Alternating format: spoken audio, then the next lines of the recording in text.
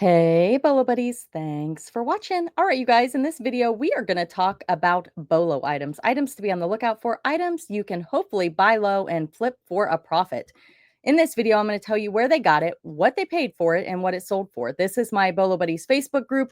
Go join it. At the top of the group, there will be a post that says, share your best monthly BOLO. If you share there, I will feature your BOLO in a video just like this. So the first item, not huge money, but maybe a little bit unexpected. And a lot of times you can find these at garage sales, really cheap in big bundles. Had to share this one to give a shout out to Farm Girl Scavenger Noel. Bought this. Oh, got it from Noel on Whatnot, Ephemera Show. Listed less than a day and sold for $29.93. So over at Farm Girl Scavenger Noel's Whatnot show. So Noelle has been doing a lot of Whatnot shows. She does a lot of vintage Christmas. She does a lot of ephemera, but this was a quick sale. So here I'm thinking he got it at a garage sale and he bought it on Whatnot. That's fabulous. And sold for $29.93 plus shipping. So if you're not on Whatnot, you can definitely source on Whatnot. I do have a referral link down below where you can get $15 to shop if you use that referral link to join. I'm Bolo Buddies over there, so come and see me as well. Here is another one. This is a catalog. This one is also from the Dog Patch Picker. It is a vintage JCPenney 1968 catalog.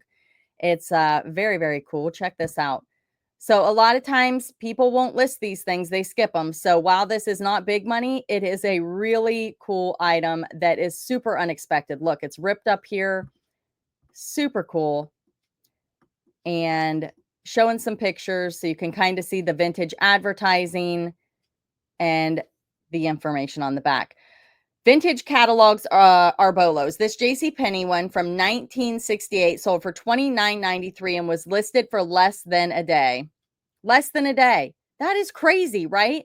Both of those were listed less than a day. So you got this catalog and this one. I love it. All right, this next one. What do you think about this?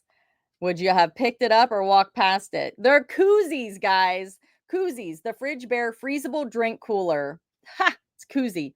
These are koozies that sold on 5/25/25. Bought these at a thrift store for $1 each. They sold on an offer in 2 days for $58 with free shipping on eBay. These will sell for a little more, but sales were slow and wanted a quick flip. You can find the Wildflower Joy on Etsy, eBay, Facebook, and Instagram.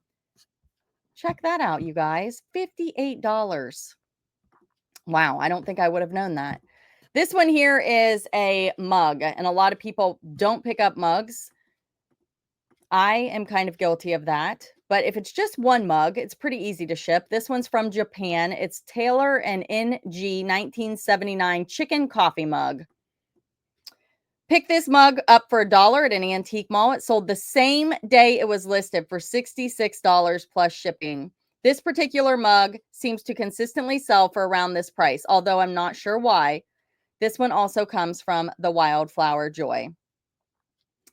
And she said, or somebody else put, I never knew those mugs were that valuable, but I love the illustrations and they make me feel like a French person when I have my coffee.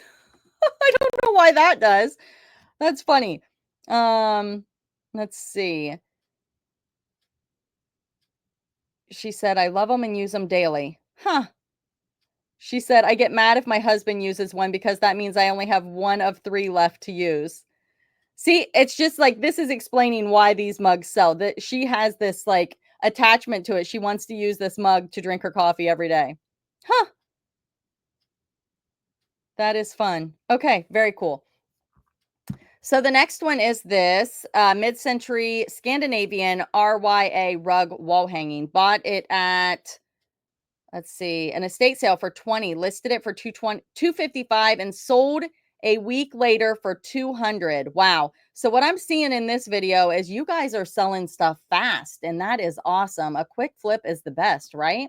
Hello Kitty, put on auction after we comped with a average sale price between $400 to $600. I'm not greedy, so left it on auction with buy it now of $400. Sold for $200 Got more offers after the fact, but I stand by my listing. Happy to see someone add plush to their collection.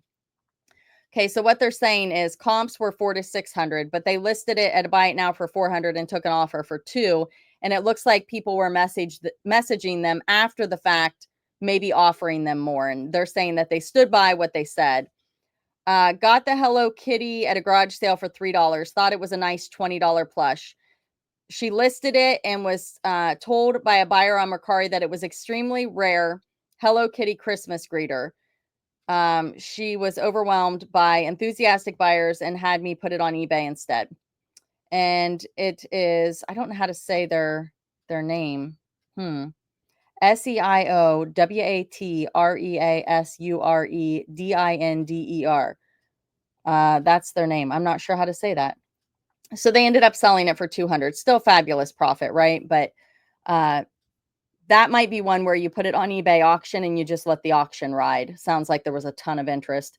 Jellycat, it's a pterodactyl dinosaur. I've never understood why the word pterodactyl has a P in front of it. I mean, that's just confusing, right? It's just confusing. Sold this Jellycat, paid 99 cents at a local thrift. Someone offered 70 on Poshmark, but I hadn't seen it. Listed April 4th, sold May 25th. So a little over a month and a half to sell. Always check Jellycats at the thrift. And it looks, I think she sold it on eBay for $79.99. So, but had an offer on Poshmark as well. The next one, I have sold Lillian Vernon. A while back, I found St. Patrick's Day, 2 of them at the Goodwill bins. I don't know if you guys remember, it's been a few years back. But I found these at the Goodwill bins and I picked them up. They were in one of my Goodwill bins videos. So super fun. Great BOLO. These things are huge. This one is Mr. and Mrs. Claus. Found these 2 laying on the ground at a recent yard sale. Picked them both up for 20. They are Lillian Vernon vintage 5-foot long Santa Claus and wife. Took an offer for 200 plus shipping. SoCal Pickers is the eBay store. This is a light. Ooh, I would not want to ship this. Dog Patch Picker. Vintage MC hanging single globe orb swag lamp light with brass tone chain. If you are brave enough to ship them. Got this one at a family run estate sale for $2. It sold for $74.93. No, thank you. I'm not brave enough to ship it, but very cool. Very cool BOLO. Bet Farm Girl would ship that. She'd ship that. 2014 Bucilla Santa's Toy Shop Felt Advent Calendar, $69.99. Yeah, any Advent calendars, always look them up. Some of them go for crazy money. Found at the bins. It was open but completely intact. Received several lowball offers and held out. Sold for full price. The next one here. Oh my goodness, you guys. Look at this. This one comes from Almost Famous Flippers. It is an oyster tin. And a long time ago, I did a video on tins that sell for big money. Oysters and marshmallows. For some reason, the really old ones go for crazy money. Picked up 2 of these. They didn't get one. They found 2. They found 2. At a garage sale, $5 each. Sold the first one on auction for $999 on eBay. The second one is listed for $1,200. They are 2 sisters in Texas, and their store name is Almost Famous Flippers. Congratulations. That is like one of those that you're just like, someday I want to find that. I want to find that. That is so cool. The next one is this ashtray. It is Royal Hager Pottery. And this one comes from Piece of Scrap. She's also on YouTube. Give her a follow over there as well. She paid $3 for this Western Illinois ashtray in a thrift store. It was sentimental purchase as her daughter ran cross country for WIU and she attended every race. She accepted a best offer of 82, shipped within days of listing. Another fast sale. That's pretty cool, guys, right? So this one here is paid $7.75 at a thrift store, sold on promotion for $111, shipped on eBay. Piece of Scrap also. It is Sears insulated work suit. Would you guys have picked it up or walked past it? They're bibs, vintage bibs. The next one here is mine, and got this at an estate sale. Had about $3 cost of goods in this. It's a daily Rowney. It's art acrylic ink. What I have found is This old vintage, I don't know why it doesn't show the price it sold for. That's really odd. I have my little cheat sheet here. I sold it for a best offer of 70. But yeah, these things, these old art supplies, do some research on them. It's pretty crazy. A lot of them are a BOLO. So $3, sold it for 70, and I got that at an estate sale. This one, you guys tell me, would you have thought this was worth any money? Curious George, 1997. It's a little pendant by Home Co. I think that's Home Interiors, 1997. I don't know. I was like, I think I can sell this. And I couldn't find any like it. So I priced it high. I sold that for $41.44. Are you kidding me? What? I love it. I love it. So very cool little piece. The next item I sold is this Yorkie Terrier dog brooch. And lots of solds for this item. Mine did have a little bit of discoloration wear on it, but just a super cool vintage piece. And a lot of people like to buy things that look like they're animals. And the lady actually left me feedback, and this was a sentimental item to her. Sold it for $146.41. And the buyer sent me an offer. And, you know, I've had people ask me, what do you do when you get an offer? And if it's a low ball offer or lower than I would like to take, and you have, I think, 24 hours to accept. So what I do is I usually wait it out. And number one, if it's a good item, they'll just buy it full price. Number two, that's if they really want it. Okay. So think about if you make an offer on something. You sit there and they're like, oh, are they going to take it? Are they going to take it? Are they going to take it? Oh, what if they don't take it? I should just buy it. And then sometimes they'll buy it now. Okay. Another thing that could happen is you could have another offer come in. So there's nothing that says you have to accept that offer quickly. So maybe sleep on it. Give it a little time. That would be my recommendation if you're not sure if you want to take it. Or you can always counter offer.